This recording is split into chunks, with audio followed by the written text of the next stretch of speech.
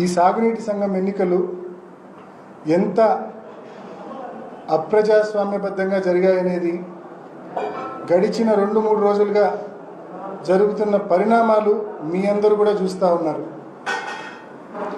ఒక్కసారి మీ అందరూ కూడా గమనించండి. సహజంగా ఈ ప్రభుత్వము ఇరిగేషన్ డిపార్ట్మెంటు ఈ ఎన్నికలు కండక్ట్ చేస్తూ ఉంది.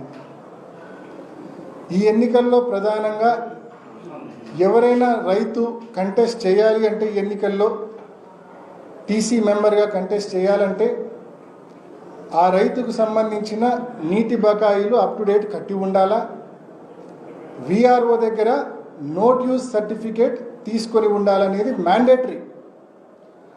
అవి ఉంటేనే ఆ రైతు పెట్టే నామినేషన్ వ్యాలిడ్ అవుతుంది. అవి లేకపోతే ఆ నామినేషన్ ఇన్వాలిడ్ అంటే చెల్లదు. ఇది ప్రభుత్వం పెట్టిన నిబంధన, తెలుగుదేశం ప్రభుత్వం పెట్టిన నిబంధన ఇది. మరి ఆ నిబంధనలో భాగంగా నిజంగా వీళ్ళు ఎన్నికలు కోరుకునే వాళ్ళైతే విఆర్ఓలు అందుబాటులో ఉండి ఏ రైతు పోయినా కూడా పన్ను కట్టించుకొని నోటీస్ సర్టిఫికేట్ ఇచ్చే విధంగా ఉండాలి. కానీ అదేమీ కాబట్లే వీళ్ళకు. సగం మంది విఆర్ఓలు ఫోన్లు ఆఫ్ చేసుకొని ఉండారు.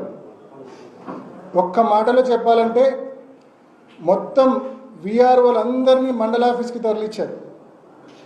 అసలు ఏం పని మండల ఆఫీసుల్లో 2 రోజుల పాటు విఆర్ఓలందరినీ మండల ఆఫీసులో పెట్టుకోవాల్సిన అవసరం ఏముంది అని చెప్పి మిమ్మల్ని అడుగుతా ఉన్నా.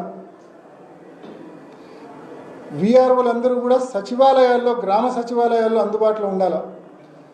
రైతులు వస్తే రైతుకు సంబంధించిన పన్ను బకాయి కట్టించుకొని వాళ్ళకు నోటీస్ సర్టిఫికేట్ ఇవ్వాలా.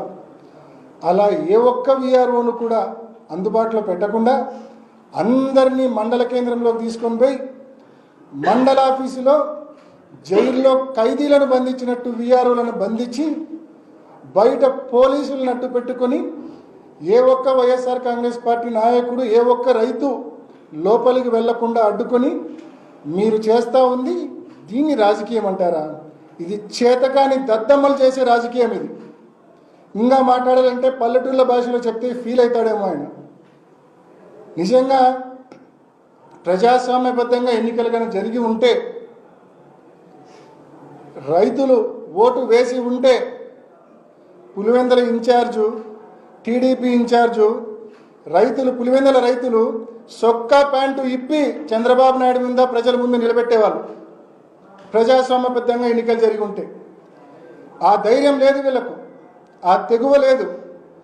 మీరు గతంలో ఎన్నికలు చూసింటారు, హోరాహోరీగా తలపడేది చూసింటారు. కానీ ఈ మాదిరి క్యాండిడేట్స్ కంటెస్ట్ చేస్తే ఓడిపోతామనే భయంతో నోటీస్ సర్టిఫికేట్ కూడా క్యాండిడేట్లకు, అభ్యర్థులకు అందించకుండా ఉండే పిరికి పంద రాజకీయం ఇవాళ తెలుగుదేశం ప్రభుత్వం చేస్తూ ఉంది. చేతగాని దద్దమ్మలు ఎవరో ప్రజలు నిర్ణయిస్తారు. ఇంత నీచపు రాజకీయం, ఇంత చేతగాని రాజకీయం అవసరమా నిజంగా? దీనికి మళ్ళా ఎన్నికలని పేరు. మొత్తం జైల్లో ఖైదీలను బంధించినట్టు బంధించి విఆర్ఓలందరినీ మండల ఆఫీసులో పెట్టి పోలీసులను అడ్డు పెట్టుకొని ఏ ఒక్కరికి కూడా నోటీస్ సర్టిఫికేట్ ఇవ్వకుండా మరి మీరు చేసిన ఈ తతంగం ప్రజాస్వామ్యబద్ధమా? ఇది నేను క్వశ్చన్ చేస్తూ ఉన్నా. విఆర్ఓలందరూ గ్రామ సచివాలయాల్లో అందుబాటులో ఉండకుండా ఎందుకు మండల కేంద్రంలో ఖైదీలను బంధించినట్టు బంధించావు అని చెప్పి నేను క్వశ్చన్ చేస్తూ ఉన్నా. ఇక్కడే అర్థమవుతా ఉంది కదా ఎలక్షన్ ప్రాసెస్ ఏ రకంగా అపహాస్యమైంది అనేది ఇక్కడే అర్థమవుతా ఉంది కదా స్పష్టంగా ప్రతి ఒక్కరికి.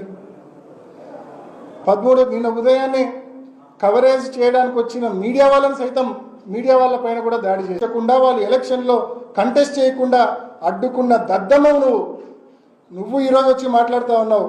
1978 నుంచి రాజకీయాలు, మరి ఈరోజు ఆయన వచ్చి పెకిలిచ్చాడంట, కుకుటి వేలతో పెకిలిచ్చాడంట. మొహం అద్దంలో చూసుకో ఒకసారి. ఎలక్షన్ నువ్వు ఏ రకంగా చేసినావో నీ ఒక్కడికే తెలుసు అనుకుంటున్నావేమో. పులివెందుల్లో ఉన్న ప్రజలు, రైతులు, వైఎస్ఆర్ కాంగ్రెస్ పార్టీ నాయకులు ప్రతి ఒక్కరు కూడా గమనించారు నువ్వు ఎన్నికలు ఏ పద్ధతిలో చేశావు. ఇంకా చెప్పాలంటే పక్కనున్న జమలమడుగు నియోజకవర్గం ఉంది. జమలమడుగు నియోజకవర్గంలో రామసుబ్బారెడ్డి గారు, సుధీర్ రెడ్డి గారు కూడా సిన్సియర్గా నీటి సంఘం ఎన్నికల కోసం పనిచేశారు. మరి అక్కడ కూడా మీరు చూస్తే నిన్న ఒక వీడియో ఫుటేజ్ కూడా రోజంతా సర్క్యులేట్ అయింది. వీఆర్ఓలందరినీ ఒక వెహికల్లో ఎక్కించుకొని మరి తీసుకొని పోయి దేవగుడిలో ఉదయం నుంచి రాత్రి దాకా పెట్టుకున్నారు. నిన్న ఉదయం నుంచి రాత్రి వరకు మరి వీఆర్ఓలందరినీ దేవగుడిలో బంధించిన మాట వాస్తవమా కాదా? మరి ఇవి కదా దద్దమ్మ రాజకీయాలు, చేతగాని రాజకీయాలు. ఎక్కడ వీఆర్ఓలు గ్రామ కార్యాలయాల్లో అందుబాటులో ఉంటే ఎక్కడ నోటీస్ సర్టిఫికేట్ రైతులకు ఇస్తారో, ఎక్కడ పోటీ వస్తుందో, పోటీ వస్తే ఓడిపోతామనే భయం ఇది కాదా అని చెప్పి అడుగుతా ఉన్నా నేను. ఇవన్నీ తప్పించుకోవడం కోసం కన్వీనియంట్గా వీఆర్ఓలందరినీ జైల్లో ఖైదీలను బంధించినట్టు బంధించి నోటీస్ సర్టిఫికేట్ ఏ ఒక్కరికి రాకుండా చేసి ఎవరు కంటెస్ట్ చేయకుండా చేసుకొని ఈరోజు దీన్ని గెలుపని చెప్పుకుంటున్నావే, ఇంతకంటే సిగ్గుచేటు ఉంటుందా అని చెప్పి నేను అడుగుతా ఉన్నా. కాబట్టి ఇటువంటి దిక్కుమాలిన రాజకీయాలు పక్కన పెట్టు, పోలీసులను రెవెన్యూ అధికారులను అడ్డం పెట్టుకొని చేసే దద్దమ్మ రాజకీయాలు పక్కన పెట్టు, ప్రజాస్వామ్యబద్ధంగా నడుచుకోమని చెప్పి తెలుగుదేశం నాయకులకు హితువు పలుకుతా ఉన్నా. Thank you.